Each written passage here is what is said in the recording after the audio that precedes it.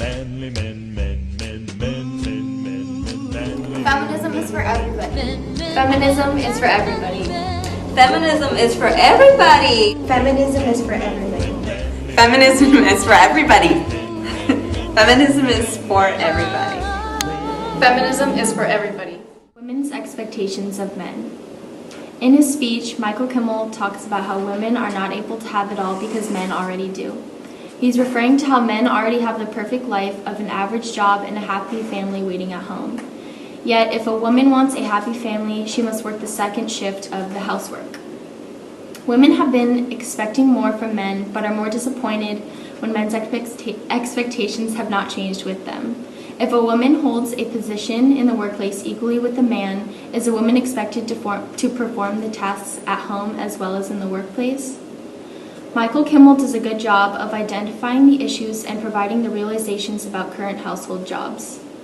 He goes along to say that, quote, men sharing household and child care is crucial for general equality. I strongly agree with this idea and also believe that there should not be such a strong imbalance of work within families and relationships. Many men have become so accustomed to having the women do the housework. They have become entitled to the idea that the women must provide a happy house and healthy family at home. Kimmel identifies this issue that we need support by men and policymakers in order to start to see some sort of change. When men start to share the housework and child work of a family, women are able to profit more. I agree with Michael Kimmel's opinions on egalitarian relationships. Men's help in the household. Kimmel says when men share housework and childcare, they have more sex.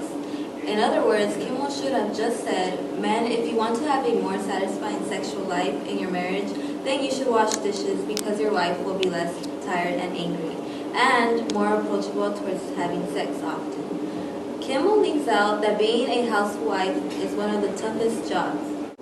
For example, mothers have many jobs, such as being nurses, chefs, teachers, secretaries, and many more. Men should have no femininity. Men have the same ideology as they did decades ago. For that reason, even though women are being incorporated into jobs and school, they still have the same definition of men. There are 4 rules of masculinity, and many men decide to follow the universal rules of manhood in order to avoid being targeted or bullied. The first rule is no sissy stuff. This means you can never do anything that females do. For that reason, boys are taught early on to do aggressive stuff and not cry. However, what society is doing is raising boys not to become women. The second rule, be a big wheel. Masculine is weighed on the size of their paycheck. For that reason, the individual must have wealth, power, and style. The third rule, be a sturdy oak. What makes him a man is that he is dependable in crisis. What makes him reliable is in a crisis is that he resembles a lifeless object, for instance, a rock or a tree. The fourth rule, give hell, be aggressive, take risks, and live. Consequently, these are the elements many men think when they are asked what does it mean to be a man. However, it's ridiculous for a man to live up to these rules because we are human beings who have feelings and emotion. For that reason, this shows that men are just as much slaves to an unrealistic expectation of gender as women are. For that reason, it shows that they need feminism just as much. Comparing changing aspects of womanhood. Kimmel compares these 4 rules of manhood to the 4 changing aspects of womanhood. Throughout this section, Kimmel continuously refers to men and uses examples that relate only to men. For example, the third aspect deals with balancing work and family and how it mainly impacts men. He also tries to explain raising hell and safe sex and the safe sex aspect with women, but rambled on about how men don't like safe sex. Men and Feminism book. In Kimmel's lecture, he talks about a book that he had written that was 800 pages long about men in feminist history. This is particularly upsetting because our history classes hardly cover women feminists, and we barely touch on them in college. And I felt like for him to write a book about men feminists was insulting because these women feminists are not even highlighted, but he puts a spotlight on men feminists before even talking about these amazing women in history. Criticism of Kimmel's end quote.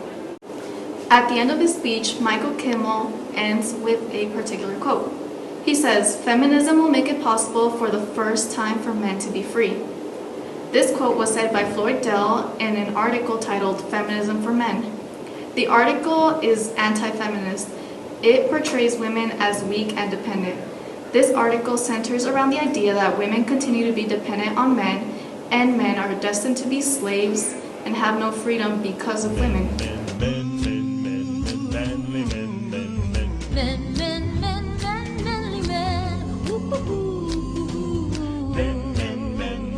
Okay, ready? Does that mean go? Yes. Oh, yeah. That word could be Oh, yeah.